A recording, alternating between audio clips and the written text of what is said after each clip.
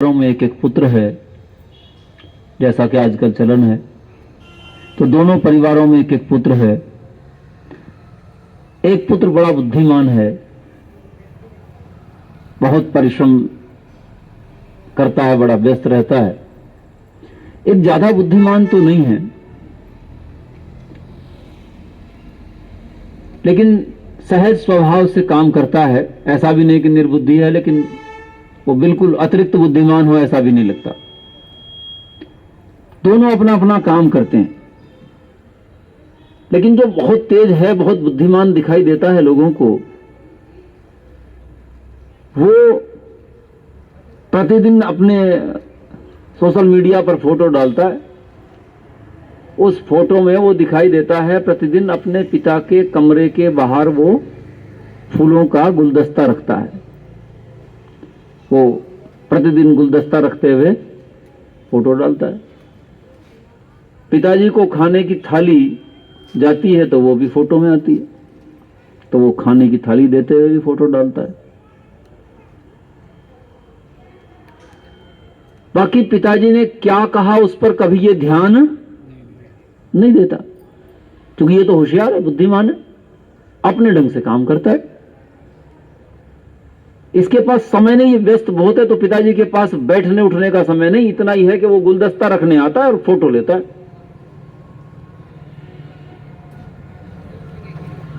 वहां उठने बैठने का भी इसके पास समय नहीं है। हाँ, चिकित्सा आदि कराता है, और जो घर में सुख सुविधाएं एसी वेसी लगा रखा है उसमें कोई कमी नहीं है। लेकिन दो कमी समस्या है। एक तो इसके पास, पिता के पास उठने बैठने का समय नहीं, और भागते दौड़ते पिताजी कुछ कह दें तो उस पर यह ध्यान नहीं देता, क्योंकि पिताजी तो गई हुई पीढ़ी के हैं, बीते हुई पीढ़ी के हैं, बुद्धि भी उतनी पुरानी है। और ये नई पीढ़ी का है, बुद्धिमान है, होशियार है, पढ़ा लिखा है, इसकी बुद्धि भी वैसी है। एक दूसरा लड़का जो है दूसरे परिवार का, बुद्धि सामान्य है, लेकिन ये इतना समय जरूर निकाल लेता है अपने काम से कि पिताजी के पास थोड़ी देर बैठ सके। बैठता है तो पिताजी पूछ भी लेते हैं क्या कर रहे हो,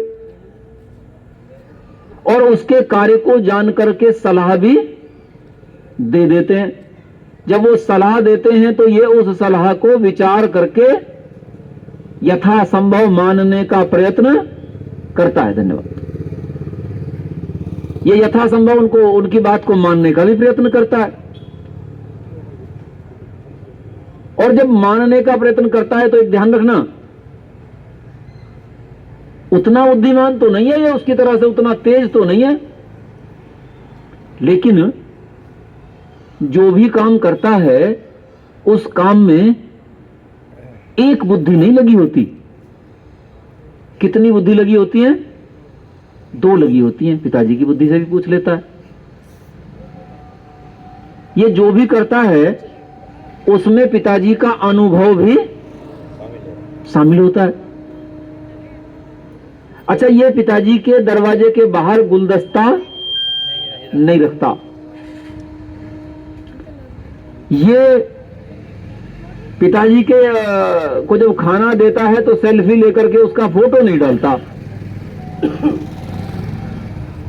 वो जो सेवा वहां पिताजी के पास जाने की करता है, बस उसे मन से करता है, ये जानकर करता है कि ये मेरा कर्तव्य है, उसको कर्तव्य जान करके करता है। इसलिए नहीं करता कि कोई इसे देख लेगा और कहेगा कि तुम बहुत बढ़िया काम करते हो। तो ये बताओ, इन दोनों में से पिताजी का ज्यादा सम्मान कौन करता है जी? लेकिन दूसरे वाले ने एसी वेसी नहीं लगा रखा है, सामान्य पंखा उनका कूलर उलर रहता है। ये ध्यान रखिएगा, इसने एसी नहीं लगा रखा है, इसकी थाली वाली सजा कर भी नहीं लाता, सामान्य जैसा अपने आप भोजन करता है वैसे पिताजी को भी कराता है। और ये फूल वूल भी नहीं रख के जाता कमरे के बाहर। लेकिन आप सबको इतना तो पता ही है कि कौन ज्यादा सम्मान कर रहा है? यही कर रहा है ना, दूसरे वाला। इसका अर्थ सम्मान करने के लिए जरूरी नहीं है कि पिताजी के कमरे के बाहर फूल रखे जाएं। ये आवश्यक नहीं है कि उनकी थाली बहुत सजा धजा करके लाई जाए। हां, सबसे ज्यादा आवश्यक क्या है कि उनके निकट बैठा जाए, और उसके बाद क्या है कि उनकी बात को माना जाए, सुना जाए। यह महत्वपूर्ण है। इसका अर्थ है कि आप व्यक्त कर पाएं या ना कर पाएं, लेकिन एक अर्थ तो जान गए हैं, जानते हैं आप कि सम्मान किसको कहते हैं, ये तो जानते हैं। अच्छा, वैसा ही एक शब्द है, क्योंकि पर्यायवाची शब्द होते हैं ना, एक शब्द है पूजा। तो पूजा किसको कहते हैं? जब आप बात करेंगे, किसी से पूछो और कोई आपको कहे जी मैं तो पूजा कर रहा था, तो क्या आता है मस्तिष्क में, ये क्या कर रहा होगा? जब कोई कहे आपको कि मैं तो पूजा कर रहा था, तो मस्तिष्क में क्या आता है जी, क्या कर रहा होगा? ये आरती कर रहा होगा, घंटी बजा रहा होगा, दीपक जला रखा होगा, क्यों जी, ये सब आता है ना। लेकिन आप लोगों को आश्चर्य होगा कि पूजा और सम्मान दोनों एक ही अर्थ में है, दोनों का एक ही अर्थ होता है। एक श्लोक आपने बहुत सुना होगा, वैसे समस्या ये रह गई आजकल कि श्लोक और मंत्र में क्या अंतर होता है, ये भी हमारे अपने लोगों को नहीं पता है। श्लोक बनाई के लिए लिखे जाते हैं मुख्य रूप से। जो संस्कृत काव्य है, वो चाहे नीति है या कुछ अन्य है, वहां जो काव्य में रचनाएं हैं उनको श्लोक कहते हैं, ज्यादातर वो श्लोक हैं। और जो वेद में है वो मंत्र है। काव्य वो भी है लेकिन वो मंत्र है। तो एक श्लोक का भाग आप लोगों ने खूब सुना होगा, कहते हैं यत्र नार्यस्तु पूज्यन्ते रमन्ते तत्र देवता। अगली पंक्ति है यत्र तास्तु न पूज्यन्ते सर्वास तत्रा फला क्रिया। तो जहां स्त्रियों की पूजा होती है वहां देवता निवास करते हैं। वाक्य का सीधा अर्थ है, जो पहला वाक्य कहा, जहां स्त्रियों की पूजा होती है वहां देवता निवास करते हैं। तो जब हम कह रहे हैं स्त्रियों की पूजा होती है, तो क्या समझ में आता है आपको, कैसे पूजा होती होगी? दीपक उपक रखते होंगे जला करके, थाली लाते होंगे, हैं, तिलक लगा देते होंगे, थोड़ा बहुत लड्डू वड्डू खिला देते होंगे, ऐसे ही पूजा होती होगी।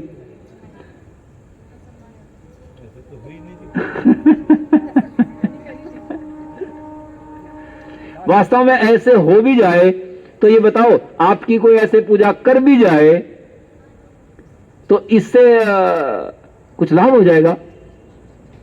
हां, कोई समारोह में दिखाने के लिए कर ले तो कर ले, लेकिन याद रखना वो पूजा कम और दिखावा ज्यादा होगा।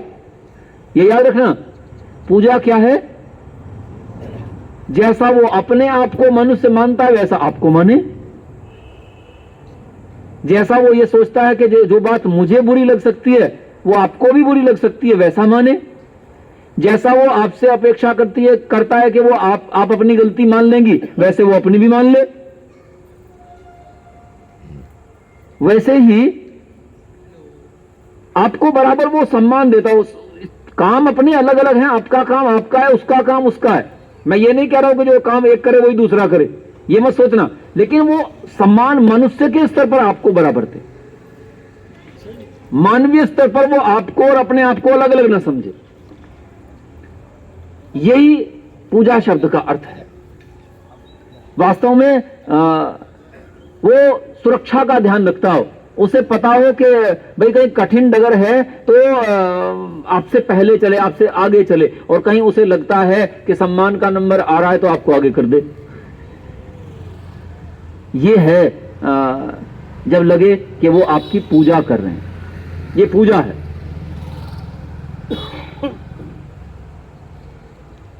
और इस पर बहुत सारी चर्चा की जा सकती है। इसका कोई एक निश्चित आयाम ऐसा नहीं बनाया जा सकता कि कोई एक लाइन बना देंगे हम इसी को पूजा कहेंगे, यह निर्धारित नहीं किया जा सकता। अर्थात जिसको आप समझते हैं सम्मान है उसी का नाम पूजा है।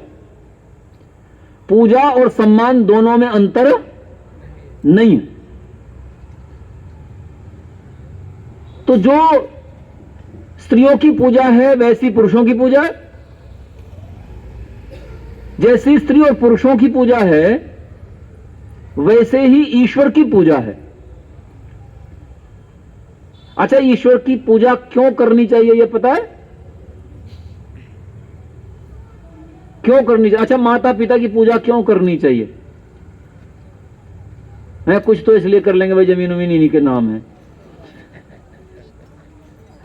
हैं? लेकिन जिसके जमीन ना नाम हो उसे भी तो करनी चाहिए। जिसके माता पिता के पास जमीन ना हो पूजा तो उसे भी करनी चाहिए, सम्मान तो उसे भी करना चाहिए। ये नियम तो उस पर भी उतना ही लागू होता है। तो क्यों करना चाहिए? क्योंकि माता पिता ने उसे जन्म दे करके, पालन पोषण करके, विद्या आदि दे करके, विचार दे करके उसके ऊपर उपकार किया है, और उस उपकार के कारण से उसे आजीवन उनकी पूजा अर्थात उनका सत्कार, उनका सम्मान करना चाहिए। तो अब जब इतने पर इनका करना चाहिए तो ईश्वर का भी करना चाहिए। क्योंकि माता पिता के वश में तो एक स्तर तक ही था, बाकी किस योनि में आपको जन्म मिले ये तो ईश्वर के वश में था। बाकी कैसा शरीर मिले ये तो ईश्वर के वश में था।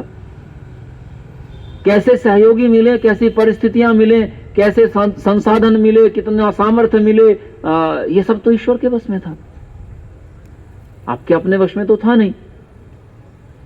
कैसी बुद्धि मिले ये तो ईश्वर के वश में था, आपके वश में तो था नहीं। जैसी मिली उसको थोड़ा बहुत तराश वराश सकता है व्यक्ति, उससे ज्यादा तो कुछ कर नहीं सकता। तो जो आपको सामर्थ्य मिला और उस सामर्थ्य के लिए संसाधन मिले, वास्तव में मिस्त्री आता है और वैज्ञानिक आते हैं, परिश्रम किया उन्होंने, परिश्रम करके वो आपको निकाल करके दे गए। क्या? उन्होंने परिश्रम करके आपको धरती में से पानी निकाल करके दे दिया। लेकिन इनका सामर्थ्य पानी बनाने का, बोलो जी, इनका सामर्थ्य नहीं है कि ये पानी बना सकें। ये पानी आपको दे सकते हैं लेकिन पानी बना नहीं सकते। लेकिन जिसने आपको बना बनाया पानी दिया है, कोई आपने एडवांस पेमेंट कर रखा है क्या उसका? क्यों जी? मैंने पहले भी शायद आया था तो यहां चर्चा थोड़ी बहुत की होगी इस बारे में। सोचो कितना कितना महंगा सामान उसने आपको दिया है। ऑक्सीजन जितनी आप खर्च करते हो, जानते हो कोरोना काल में जरूरत पड़ी थी तो कई कई हजार रुपए में एक एक सिलेंडर नहीं प्राप्त हो पाया, मिला भी नहीं, लोग मर गए सिलेंडर नहीं मिलने से, कई कई हजार रुपए में नहीं मिला। और जानते हो 24 घंटे में आप कम से कम 3 सिलेंडर ऑक्सीजन खा जाते हो। पेमेंट कर रखा है इसका, बताओ क्यों जी? तो जो इतना संसाधन आपको प्राप्त हो रहा है, जिसने ये आपको प्राप्त करा रखा है, उसकी पूजा अर्थात उसका सत्कार करना चाहिए। लेकिन उसकी पूजा कैसे करें? समस्या यह है कि उसकी पूजा करें तो करें कैसे? तो पहली बात तो एक वही है, कौन सी? जो पिताजी वाली थी, है जी? कैसे करेंगे? अरे उसके पास बैठो। पहली बात तो क्या है? आप उसके पास बैठो, और उस पास बैठने का नाम उपासना है। उप कहते हैं उपे निकटे, निकसे, उप यानी निकट में। आसन लगाओ, बैठो उसके पास। हैं? कहां बैठोगे उसके पास? बोले जी कोने में मंदिर बना रखा है और वहीं बैठते हैं।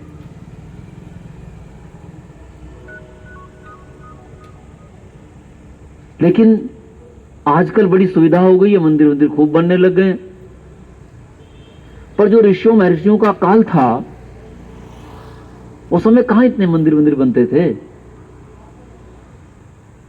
सोचो, अगर हम जिनकी उम्र 40-45 कुछ है, वो सोच करके देखें, बचपन में इतने मंदिर थे क्या जितने अब हैं? है जी? गांव में एक एक मंदिर होता था, कहीं कहीं कहीं तो एक भी नहीं थे, टूटे फूटे अपना जैसे होते थे। लेकिन ये बताओ, उस समय के लोग बैठते थे कि नहीं बैठते थे? प्रातः काल और सायंकाल बैठते थे।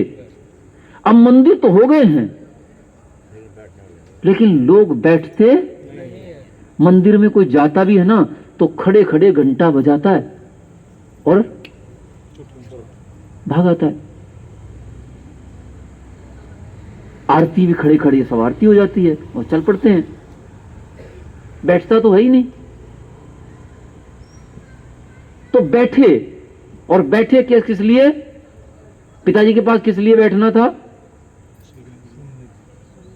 अपनी उन्हें सुना सको और उनकी सुन सको। तो दो ही चीज है, पहले तो परमात्मा की सुन सको, और फिर दूसरा अपनी सुना सको। भाई आपकी जो व्यथा है वो परमात्मा को सुना दो, और जो परमात्मा की आज्ञा है उसको सुन लो, और सुन लो तो उसे मानने का प्रयत्न करो। ये उसकी पूजा का ढंग है, एक मोटा तरीका मैंने बता दिया है। विस्तृत सीखना है तो मैं तो बार बार वही कहता हूं कि भाई हमारे सत्रों में बैठोगे तो वहां हम थोड़ा सा और सिखाते हैं, और आगे सीखने के अवसर और बने रहते हैं। आगे की उसमें कक्षाएं हैं तो उसमें और ज्यादा सीख सकते हो। लेकिन इतना तो कम से कम सबको पता रहे कि पूजा का तात्पर्य क्या हो गया, किसको हम कहते हैं पूजा। कई लोग सोचते हैं चवन्नी अठन्नी चढ़ा दी, बड़ा एहसान कर दिया है जी। बोले 5 रुपये का चढ़ाया भाई, अब थोड़ा ज्यादा धन हो गया तो कहीं कहते हैं भाई मैंने तो छत्र चढ़ाया, छत्र चांदी का चढ़ाया है। अच्छा चांदी का छत्र चढ़ाया, बड़ा एहसान किया भाई है। एक दिन की ऑक्सीजन के पैसे नहीं दे सकता एक दिन की ऑक्सीजन के पैसे देने का सामर्थ्य नहीं, रोज इतनी ऑक्सीजन फूकता है, सोचता मैंने बड़ा काम कर दिया भाई। और ये दिया किसे? नहीं, उसे तो दिया ही नहीं, उसने तो लिया ही नहीं आपसे बिल्कुल, ये तो आपने बिचौलिया को दे दिया। अब ये बिचौलिया उसको देगा कि नहीं देगा इसका भरोसा नहीं। वास्तव में ये देखना पड़ेगा, ये आप लोगों को जानना पड़ेगा। दो चीजें हैं, एक है दक्षिणा और एक है दान। अगर मैं आपके यहां आके कोई कर्म कराता हूं तो दक्षिणा मेरा अधिकार है, आपको मुझे दक्षिणा देनी चाहिए। क्यों? वो तो मेरी आजीविका है, मैं खाऊंगा कहां से? तो दक्षिणा तो मेरा अधिकार है, लेकिन दान मेरा अधिकार नहीं है, ये ध्यान रखना। दान मजबूरी हो सकती है, ब्राह्मण को अधिकार दिया है, ब्राह्मण को ऋषियों ने अधिकार दिया है कि वो दान ले सकता है, वो लेके खा भी सकता है। याद रखना, ब्राह्मण को दान लेना और लेके खाना दोनों अधिकार प्राप्त हैं। लेकिन ऋषियों ने फिर दूसरा हाथ लगाया, और दूसरा हाथ लगा करके कहा, बोले प्रत्यग्रह प्रत्यवरह, दान ले तो लो, लेकिन दान की आजीविका निकृष्ट है।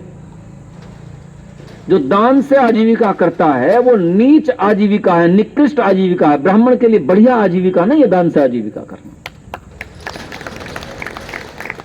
बढ़िया आजीविका है वो दक्षिणा से आजीविका करे, चाहे पढ़ा के करे और चाहे तो यज्ञ आदि करा के करे।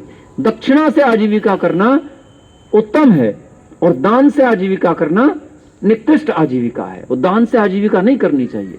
फिर दान का क्या करेगा जब वो ले लेगा? लेने का उसका कर्तव्य है, ले ले, और खाए नहींगा तो फिर क्या करेगा? बिल्कुल, क्योंकि जहां ब्राह्मण के कर्म गिने वहां उसके लिए भी पहले गिना दानम, दान देना उसके लिए भी है। किसको दान देगा? उसे पता है सबसे ठीक जगह वही देगा। वेद पाठी छात्रों के लिए व्यवस्था कर देगा, उनके लिए वेद की पुस्तकों की व्यवस्था करवा देगा, उनके लिए ड्रेस की व्यवस्था करवा देगा, उनके खाने पीने की व्यवस्था करवा देगा। उसकी जेब में पैसा आता है तो कहीं दे देगा। लेकिन यह आपको सुनिश्चित करना पड़ेगा कि आप किसको दे रहे हो, वो इस योग्य है या नहीं है। कहीं ऐसा तो नहीं कि वो इतना ज्यादा लालच भीतर भरे हुए कितना भी दो सब गप। अगर ऐसा भरे हुए है तो याद रखना, ऐसा ब्राह्मण उस पूजा के योग्य, तो यथा योग्य व्यवहार कीजिए। जो पूजा के योग्य अवश्य पूजा कीजिए, वो करनी चाहिए। ईश्वर की पूजा के लिए उसके निकट बैठना है। अब ऋषियों ने कहा भाई सब लोग तो इस बात को अच्छे से नहीं समझ सकते, सब लोग ईश्वर की बात को ठीक से सुन नहीं सकते, तो उनके लिए कोई ऐसी विधि चाहिए, एक ऐसी लाइन चाहिए, एक ऐसा फिक्स सांचा चाहिए जिसमें सब ढल सकें, जानने वाले भी और नहीं जानने वाले भी, ज्यादा जानने वाले भी और कम जानने वाले भी, सब उसमें ढल सकें। तो सबको उसमें ढाला जाए तो इसके लिए ऋषियों ने नियम बनाए, क्या क्या हम करें, क्या क्या करेंगे तो हम ईश्वर की पूजा करते रहेंगे, क्या क्या करेंगे तो उसको ईश्वर की पूजा मान लिया जाएगा। तो एक श्लोक जो मनु महाराज का बड़ा प्रसिद्ध श्लोक है, जहां इसका विधान है, अन्य ऋषियों ने भी किया है लेकिन मनु महाराज का विधान ज्यादा प्रसिद्ध है। तो कहते हैं ऋषि यज्ञम देव यज्ञम भूत यज्ञं च सर्वदा नृयज्ञम पितृयज्ञं च यथाशक्ति न हापयेत। कहते हैं ये 5 कर्म हैं आपके लिए और ये 5 कर्म अवश्य करें। पहला कहा ऋषि यज्ञ, ऋषि यज्ञ अर्थात ब्रह्म यज्ञ, ब्रह्म यज्ञ अर्थात संध्या। संध्या ईश्वर की पूजा का सबसे पहला काम, जो हम कह रहे थे ना, उसके निकट बैठो। पहला काम है बैठो और बैठ करके अपनी भी सुनाओ और उसकी भी सुनो। तो संध्या में कुछ ऐसे मंत्र डाले जिसमें आवश्यक प्रार्थनाएं भी हैं और आवश्यक निर्देश भी हैं। यानी जो परमात्मा की हमें सुननी चाहिए वो भी है और जो हमें परमात्मा को सुनानी चाहिए वो भी है। तो ऐसे कुछ मंत्र ऋषियों ने छांट करके संध्या में रखे और वो थोड़े से हैं। अगर सब उतना परिश्रम करें जितना परिश्रम एक गीत को याद करने में किया जाता है, उतना परिश्रम करने पर संध्या के मंत्र भी याद हो जाते हैं। तो प्रातः काल और सायंकाल दोनों समय संध्या करना। क्यों करनी है? ऋषियों ने कह रखा है। क्या कह रखा है? पहले तो वेद ने कह रखा है, वेद ने कह रखा है सायं सायं गृहपतिर्नो अग्नि प्रातः प्रातः सोमन सस्य दाता। फिर कह रखा है प्रातः प्रातः गृहपतिर्नो अग्नि सायं सायं सोमन सस्य दाता। कहते 2 कर्म हैं, एक संध्या और दूसरा अग्निहोत्र। प्रातः का किया हुआ सायंकाल तक आपके सुख का प्रबंध करता है और सायंकाल का किया हुआ प्रातः काल तक आपके सुख का प्रबंध करता है। तो इसीलिए दोनों समय संध्या और यज्ञ का विधान है। कैसा अद्भुत विधान है! रामायण जब आप पढ़ते हैं तो रामायण में आपको पता चलेगा कि जब भरत जी आते हैं माता कौशल्या के पास मिलने के लिए, जब रामचंद्र जी तो वन में चले गए, भरत जी आए, तो जब भरत जी आते हैं तो वहां वर्णन मिलता है कि माता जी यज्ञ कर रही थी। माता कौशल्या उस समय यज्ञ कर रही हैं और वो तब तक प्रतीक्षा करते हैं, यज्ञ के उपरांत उठ करके बातचीत होती है। वो बड़ा लंबा एक वृतांत है, उसकी हमें आवश्यकता इस समय नहीं है। वैसे ही उसको हम देखते हैं, रामचंद्र जी ऋषि विश्वामित्र के साथ वन में जा रहे हैं। वन में जाते हुए विश्वामित्र जी संकेत करते हैं दिशाओं की तरफ देख करके, तो वो कहते हैं ब्रह्म यज्ञ और देव यज्ञ का समय हो गया, ब्रह्म कार्य और देव कार्य का समय हो गया। तो कहते हैं ये वन में ऐसा स्थान है कि यहां ज्यादा उपद्रव नहीं है, इसलिए यहीं पहले ब्रह्म कर्म और देव कर्म करते हैं, फिर चलेंगे आगे। और तीनों वहीं बैठते हैं, संध्या और यज्ञ होता है और फिर आगे का रास्ता ले लिया जाता है। तो वो प्रातः काल का भी वर्णन है, सायंकाल का भी वर्णन है। प्रातः काल भी करते थे, सायंकाल भी करते थे। देखो सड़क पे खड़े होकर के जय श्री राम बोलना आसान, लेकिन रामचंद्र जी जो करते थे वो करना हाँ बहुत मुश्किल तो नहीं है, लेकिन करना पड़ेगा। उसमें तो कुछ करना नहीं है, सब बोल रहे हैं, 10 आदमी खड़े हुए बोल रहे हैं, आपने भी कर दिया काम, और क्या है, करो और निकलो, वो तो आसान है। लेकिन ये काम इसलिए मुश्किल है क्योंकि ये नियमित करना पड़ेगा, प्रातः काल भी करना पड़ेगा, सायंकाल भी करना पड़ेगा, दोनों समय संध्या करनी पड़ेगी। अच्छा अगर नहीं करते और रामचंद्र जी की रोज तस्वीर लगाओ, रामचंद्र जी के तिलक लगाओ, तस्वीर जहां रखी है वहां फूल चढ़ाओ, वहां खुशबू के लिए धूप बत्ती अगरबत्ती लगा दो, बढ़िया एक माला ला करके रामचंद्र जी की तस्वीर पे चढ़ा दो, तो ये बताओ ये क्या हुआ? आप ही ने तो तय किया था कि पिताजी के कमरे के बाहर फूल रखने वाला सम्मान नहीं करता, वो सम्मान नहीं कर रहा है, दिखावा कर रहा है। सम्मान कौन करेगा? जो उनके कदमों पर चलेगा वो तो करेगा। अरे देखो कृष्ण जी को देखो, कृष्ण जी जा रहे हैं पांडवों का संदेश लेकर के। जब वो पांडवों का संदेश लेकर के जाते हैं, रास्ते में सायंकाल हो गया, और जब रास्ते में सायंकाल हो गया तो विराटनगर से आए थे, हस्तिनापुर आना था, रास्ते में सायंकाल हो गया, तो वहीं रथ रोकते हैं, वहीं रथ को रोक करके अपने उससे कहते हैं, जो उनका सारथी है उसको कहते हैं नीचे आसन लगाओ, संध्या करेंगे, वहीं संध्या करते हैं, रास्ते में संध्या करते हैं उतर करके। तो हमारे जो पूर्वज थे, हमारे जो ऋषि मुनि थे, वो तो दोनों समय करते थे, संध्या और यज्ञ। तो एक संध्या करना, दूसरा अग्निहोत्र करना, प्रातः काल और सायंकाल। क्यों करना? इसलिए करना क्योंकि ऋषियों ने इतना मजबूत निर्देश किया है। कहते हैं यह न तिष्ठति पूर्वम यस्तु नोपास्ते पश्चिमम स साधुवीर बहिष्कार्य सर्वस्मात् द्विजकर्मणः।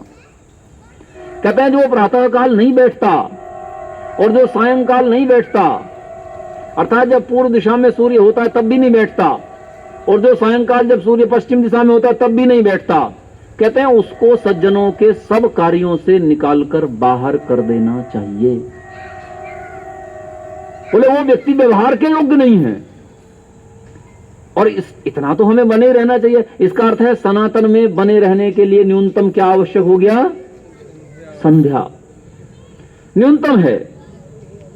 अग्निहोत्र को भी हम थोड़ी सी ढील देते हैं, अगर नई सामर्थ्य है, ऋषियों ने भी दे रखी है, मैं अपनी तरफ से नहीं दे रहा हूं, ऋषियों ने भी दे रखी है, और वो कहते हैं एक विकल्प दिया, भाई दोनों समय का सामर्थ्य नहीं, एक समय कर ले।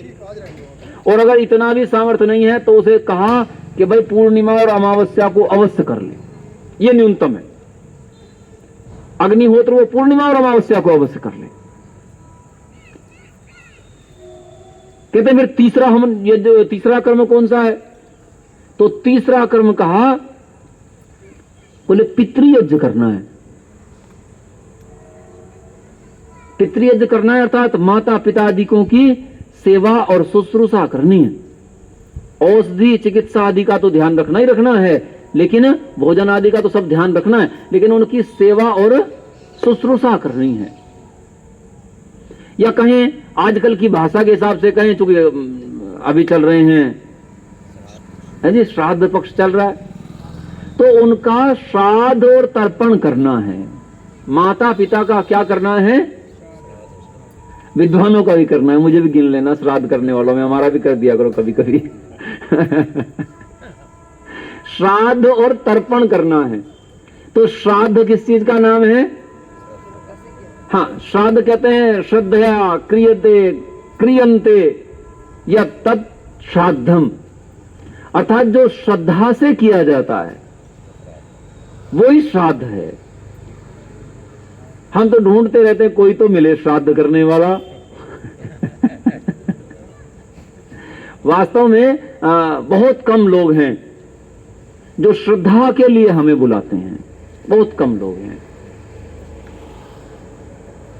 क्योंकि श्रद्धा के लिए बुलाने का तात्पर्य क्या है भाई? सत्य जानने के लिए कोई बुलाता हो, जानने के लिए कोई बुलाता हो, ऐसे बहुत कम लोग हैं। जानने के लिए कोई हमारे पास आता हो, ऐसे बहुत कम लोग हैं। तो जो आप जानने के लिए करोगे वो श्राद्ध है, सत्य को जानने और सत्य को धारण करने के लिए, यही श्रद्धा से करना है। तो माता पिताजियों के पास भी सत्य के लिए बैठो, सत्य को जानने, सत्य को धारण करने के लिए उनके पास बैठो, वो श्राद्ध है। और दूसरा करो तर्पण, कहते तर्पयते तर्पयन्ते येन तत्तर्पणम, कहते जिससे तृप्त करते हैं उसका नाम तर्पण है। तो माता पिता को भी तृप्त किया करो, हैं? तृप्त किया, तृप्त करने का अर्थ जिससे वो कहने लगे भाई ठीक है अब तो मौज आ रही है, अब कोई दिक्कत नहीं, इसी का नाम तृप्त करना है। जब कोई ये कहने लग जाए भाई कोई समस्या नहीं, मौज आ रही है, बढ़िया हो गया सब, इसका अर्थ है वो तृप्त हो गया। उसे ये ना लगे कि तेरे लिए कुछ कम हो रहा है, तुझे कुछ मिल नहीं रहा है, अभाव है, समस्या है, उसे ना समस्या महसूस हो, इसी का नाम है उसका तर्पण हो रहा है। वो तृप्त है, संतुष्ट है, तो तर्पण हो रहा है। तो ये उसका श्राद्ध और तर्पण कर लें। किस किस का करना है? ये माता पिता का भी करना है, विद्वानों का भी करना है विद्वानों का भी श्राद्ध और तर्पण करना है।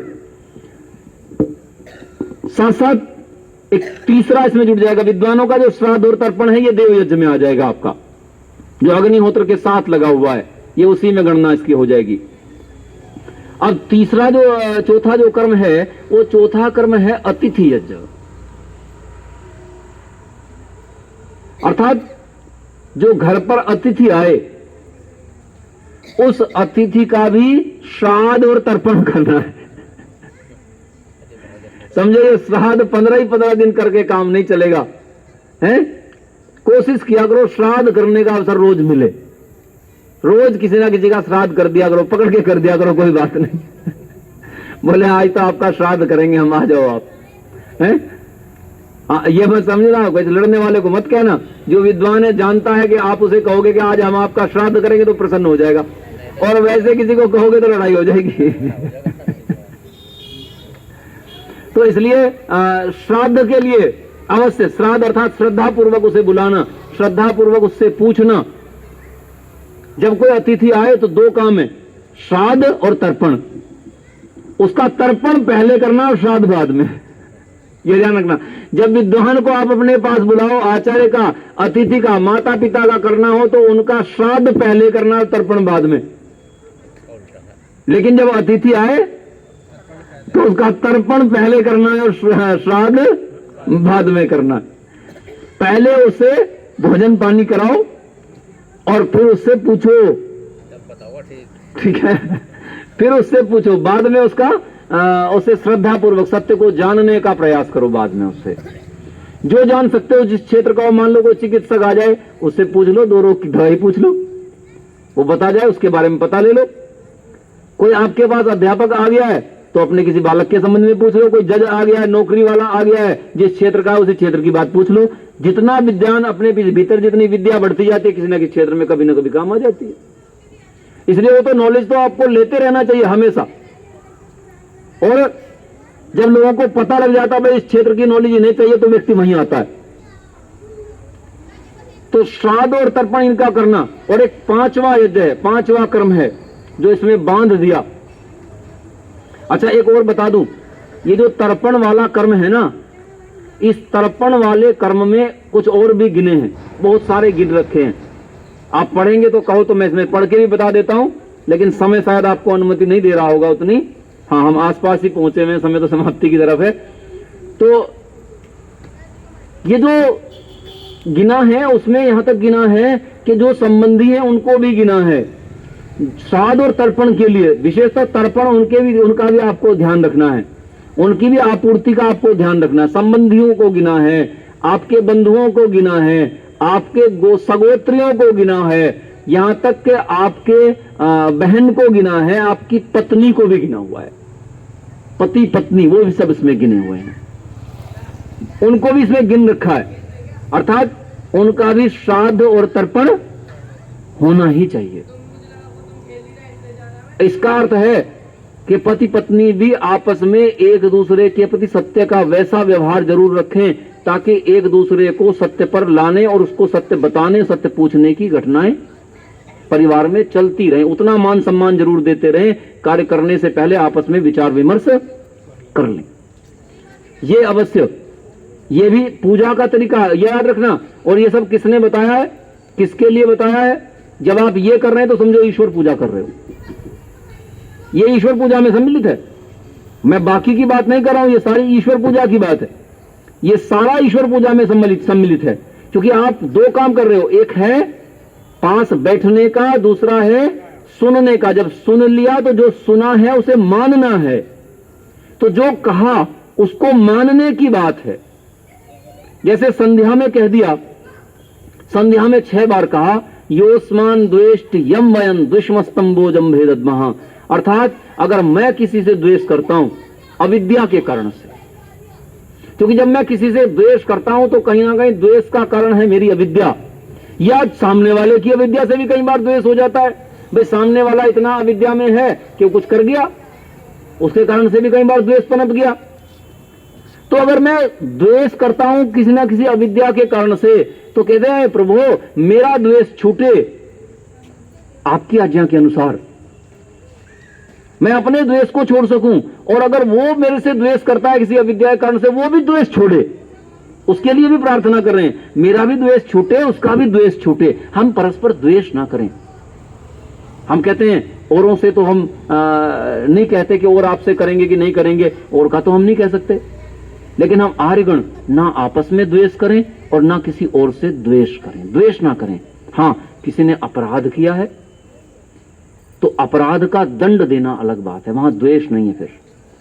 फिर वहां दृष्टि है सुधार की, भाई इसके बिना काम चलेगा नहीं, तो तब देना ही पड़ेगा, तो वो एक अलग परिस्थिति है। लेकिन द्वेष ना रखें आपस में, द्वेष हानिकर है।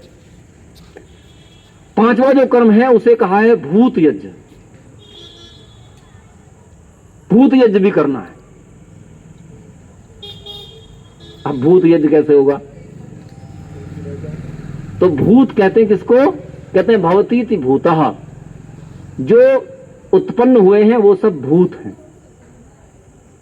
अब छोटे छोटे कीड़े मकोड़े, छोटे पशु पक्षी जो हमारे ऊपर आश्रित हैं, ये सब भी तो भूत हैं, क्यों जी? जो हमारे संपर्क में नहीं आते लेकिन भूखे नंगे रह गए किसी कारण से, ये सब भी तो प्राणी हैं, भूत हैं। तो कहते हैं उनके प्रति दया का भाव रखना, उनके लिए कुछ ना कुछ निकालते रहना। और जो चूल्हे में आप लोग आहुति लगाती थी ना पहले, जिन्होंने मिट्टी के चूल्हे पे वो रोटी बनाई हुई है, वो सब तो अग्नि जिमाती थी। अब ये जब से गैस वाला आ गया ये काम बंद हो गया है। अब यहां जिमाने का सिस्टम कुछ रहा ही नहीं, वो अग्नि जिमाने का। कुछ ना कुछ बना लीजिए, एक छोटी सी वो बना करके अपना उसमें थोड़ी सी अंगारी रखो, कुछ कंडा रखो, उस पर लगाओ 10 आहुति। ये जो 10 आहुति लगाते थे अन्न की, ये भूत यज्ञ है, याद रखना। इससे क्या नहीं होता? बोले इससे भूत बाधा नहीं होती, भूत बाधा नहीं होती। वो वाला भूत मत सोचना जो पिक्चर में दिखाते हैं, भूत बाधा नहीं होती। इसका तात्पर्य यह है कि जो प्राणी हमसे किसी ना किसी कारण से मर ही जाते हैं या उन्हें कष्ट पहुंचता है, हम चाहें भी तो नहीं बचा सकते। गाड़ी चलाते हैं, बताओ क्या करें? गाड़ी चलाते हैं, पता नहीं कितने कीड़े मकोड़े टकरा के मर जाते हैं गाड़ी से, कितने उसके नीचे कुचल के भी मरते हैं। क्या कर सकते हो आप? मरते ही हैं। तो उसके परिहार के लिए ऋषियों ने यह विधि बनाई थी कि हम भूत यज्ञ करें। उस भूत यज्ञ को करना, कुत्ते को रोटी देना, गाय को रोटी देना, ये सब भूत यज्ञ है, ये सब उसी के अंतर्गत आता है। कौवे के लिए डालना, कबूतर के लिए डालना, ये सब भूत यज्ञ है। तो इसको भी यथाशक्ति करना चाहिए। ये 5 प्रकार का कर्म है, और इतना अगर आप कर लेते हो तो समझो आप सनातन की व्यवस्था के अंतर्गत आप ईश्वर पूजा कर रहे हैं। तो ये पांचों कर्म यथाशक्ति करने का प्रयत्न करना चाहिए। और इनमें से एक कर्म तो ऐसा है उसमें पैसा लगता ही नहीं। कौन सा? संध्या, ब्रह्मयज्ञ जरूर करना चाहिए। एक पैसे का खर्च नहीं, ज्यादा समय नहीं लगाना। आप 12-13 मिनट सुबह, 12-13 मिनट सायंकाल, इतने में हो जाता है। तो अवश्य करना चाहिए और उसके प्रति नियम बना लेना चाहिए कि हम भोजन उसके बिना नहीं करेंगे। तो कम से कम एक पर दृढ़ हो जाओ और बाकी को यथाशक्ति करने का प्रयत्न करो। भाई माता पिता जिसके हैं जरूर सेवा करो, जरूर उनकी शुश्रूषा करो, सुनो जरूर उनकी, उनके पास बैठो। जिनके नहीं हो तो क्या कर सकते हैं बेचारे, जिनके नहीं रहे हो तो कर नहीं सकते, इसलिए कहा यथाशक्ति करो। अतिथि आए तो करो और नहीं आए तो जबरदस्ती सड़क पे से तो पकड़ के लाओगे नहीं। तो जब आए तो अवश्य करो और नहीं आए तो कोई बात नहीं। तो इसलिए उसे यथाशक्ति करो। वैसे ही भूत यज्ञ का है, भाई गाय है तो रोटी दे दोगे, गाय नहीं है तो क्या करोगे? कहीं ऐसी जगह रहते हो वहां गाय है ही नहीं तो क्या करोगे? जहां कुत्ता है कुत्ते को दे दो, जहां गाय गाय को दे दो, कर लो कुछ ना कुछ प्रबंध। निकाल सको गौशाला में निकाल के दे दो, कहीं गुरुकुल की गौशाला को दे दो, ये कर सकते हो। तो अब मैं इस कार्य को, इस बात को अपनी यहां रोकूंगा क्योंकि समय इससे ज्यादा की अनुमति नहीं देता।